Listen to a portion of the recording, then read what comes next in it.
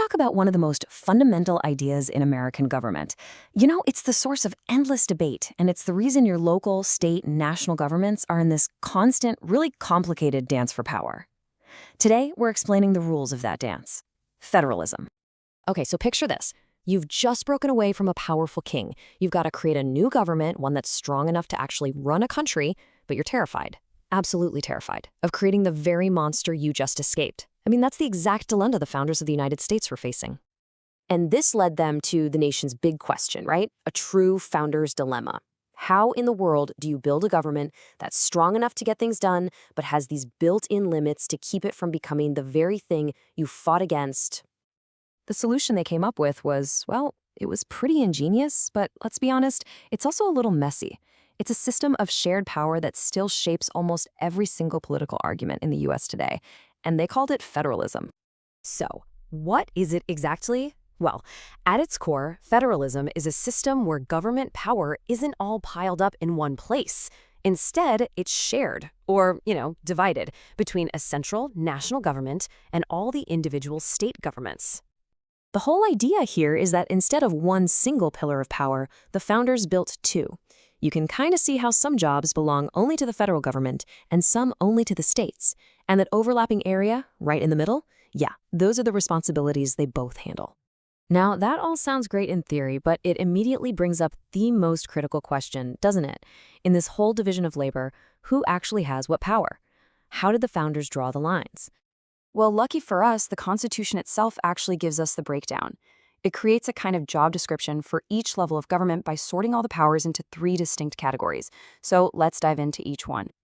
All right, so first up, you've got the expressed powers. These are the big ticket items, the ones spelled out word for the federal government. Think about things a single state just couldn't handle, like declaring war on another country or creating a single national currency. Then you have the reserved powers. The 10th Amendment is pretty straightforward. Basically, any power that isn't specifically given to the federal government is kept or reserved for the states. This is where most of the laws that affect your day-to-day life come from. Things like running public schools, managing elections, and issuing your driver's license. And finally, we get to that messy, overlapping area in the middle, concurrent powers. These are the jobs that both levels of government can do, all at the same time.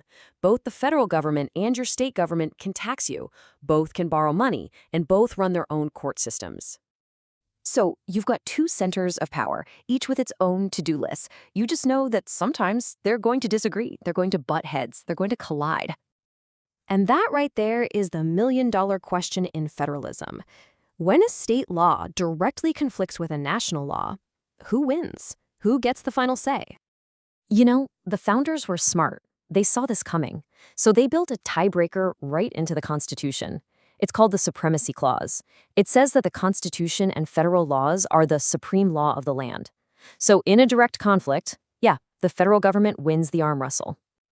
But look, this power struggle isn't always some big dramatic showdown. These days, one of the most powerful tools the federal government has to, influence the states is way simpler. It's money. It is all about the power of the purse. And this usually happens through something called federal grants. Think about it. The national government collects a ton of tax money, and it can offer chunks of that cash back to the states to encourage them to get on board with certain national priorities. And this sets up a really powerful dynamic, right? The federal government might say, hey, we've got millions of dollars for your highways, but there's always a but. For instance, to get that highway money back in the 80s, states had to raise their drinking age to 21. That's the price of the federal money. It almost always comes with strings attached. So, you might be wondering, how do the states feel about this whole arrangement? Well, this quote just nails it. On one hand, they absolutely need and want that federal money, but on the other, they often hate the federal regulations and the loss of control that comes right along with it. And that really complicated feeling, that yes, but no, that's exactly why federalism isn't just some old, dusty concept from a history book. It's a living, breathing, and completely endless debate about the proper balance of power.